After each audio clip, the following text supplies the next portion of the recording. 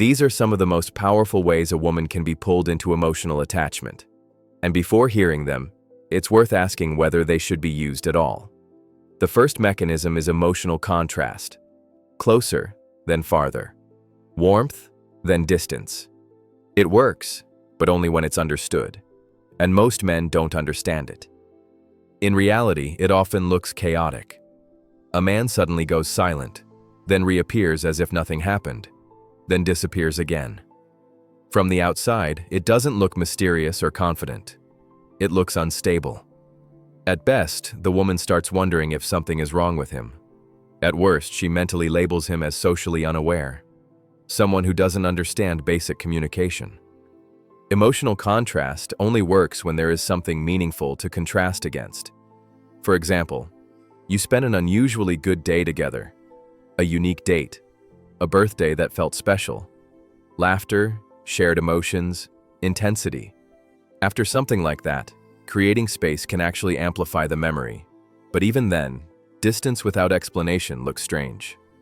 To step back without appearing erratic, there must be a reason. Something simple and grounded. A demanding work project starting. A short trip. Limited signal. The explanation isn't to justify yourself. It's to keep the frame intact. The degree of distance also matters. If two people message constantly, stepping back might mean replying 10 minutes later instead of instantly. If they speak only twice a day, distance looks very different. Emotional contrast is contextual. There is no universal formula. There's a popular piece of advice that sounds clever, but is actually foolish. Just be unavailable. If unavailability alone worked, the most desired men would be recluses. They are maximally unavailable and completely alone. Unavailability only works when interest already exists. If attraction hasn't been triggered, your absence means nothing. Silence does not create value by itself. Some will object.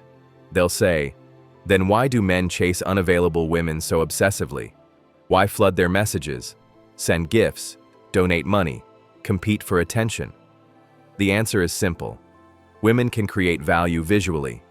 A single image is enough. A certain posture, body proportions, facial symmetry, and attraction is triggered instantly. No conversation required. No availability required. A man doesn't have that option. Even a tall, fit, attractive man gets assessed differently. He may be noticed, but attraction doesn't lock in without interaction. For a man, value is built through emotional impact, through conversation, through presence. Can he shift her mood? Can he make tension dissolve? Can he turn boredom into engagement? That's where male value forms. And all of that requires availability. A woman can send a suggestive photo and instantly command attention. A man cannot send a photo of his biceps and expect devotion. His leverage exists in how she feels after interacting with him. This is why emotional games fail so often. Men try to copy female attraction mechanics without realizing the difference in how desire forms. The most ruthless and most effective method of emotional attachment is something often called the needle. It works like this. At the peak of positive emotion, connection is suddenly cut. Imagine an object you own but no longer care about. It sits forgotten in a drawer. Then one day it disappears. Instantly, its value multiplies. You search obsessively. You replay possibilities. You feel discomfort out of proportion to the object itself. The mind reacts to loss more intensely than to possession. Applied emotionally, the effect is severe, especially when the disappearance comes without explanation. Mystery amplifies fixation. The brain fills the gap with speculation. This method is cruel, and it works precisely because it hijacks uncertainty. That is the first layer. Another psychological mechanism operates through mirroring. Mirroring is not copying, it is synchronization.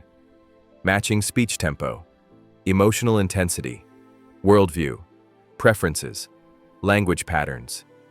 She says she loves cats. He connects it to a real experience. She says she hates heat. He frames it as a shared value. The result is not agreement. It's emotional alignment. The brain interprets this as deep similarity, and similarity feels like destiny.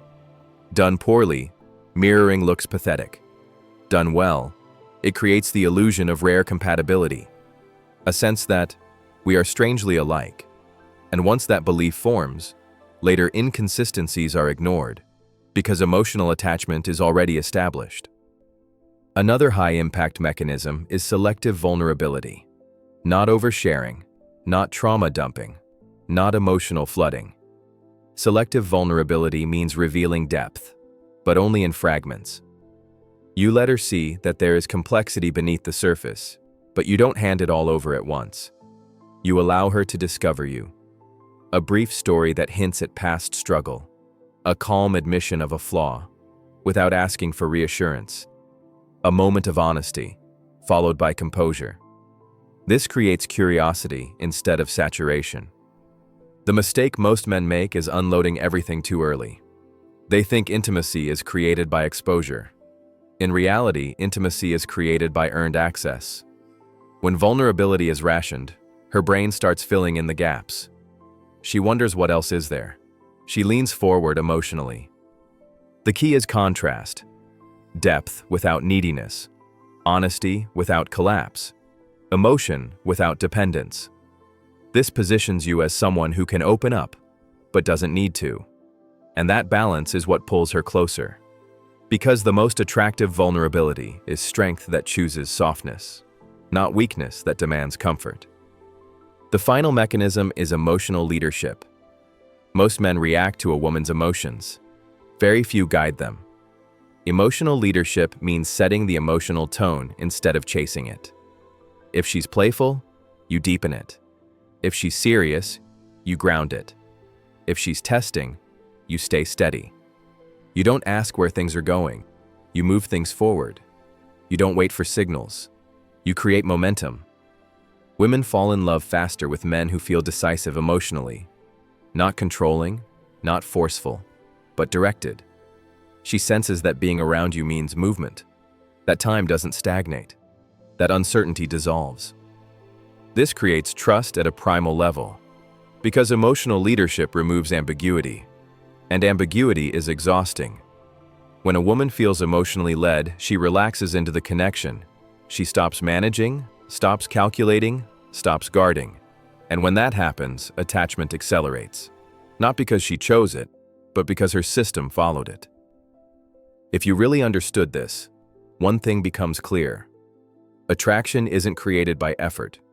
It's shaped by structure, by how you handle distance, by how you manage emotion, by whether your presence brings clarity or noise. Men who lose women don't lose them suddenly. They lose them by reacting, oversharing, chasing, and dissolving their own frame. Men who hold women don't try harder. They move calmer. They lead emotionally. They create a space the nervous system trusts. This isn't about making her obsessed. It's about becoming the man her mind stops resisting. And when resistance ends, attachment begins, naturally.